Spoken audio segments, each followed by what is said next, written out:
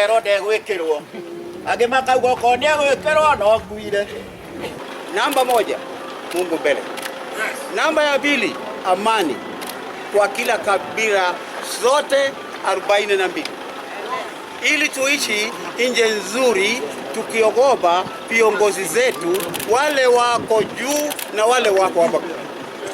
Vile tumepata huyu mzee, ninajua tutakuwa na amani. Watoto wetu tutakuwa tukiwafundisha vile watakuwa wakikaa. Tutakuwa tukiwafundisha hata culture yetu, kwa sababu culture yetu ndio imefanya watoto wetu wamepotea, sababu hata Mswahili husema muacha mila ni mtumwa. Tunataka tuwe na mzee ambaye hatutakuwa tukisukumana kwa ajili ya kuongea mambo yetu. Atakuwa akieleza watoto wetu wa Kikuyu waache kunywa pombe na waweze kukaa na wanawake.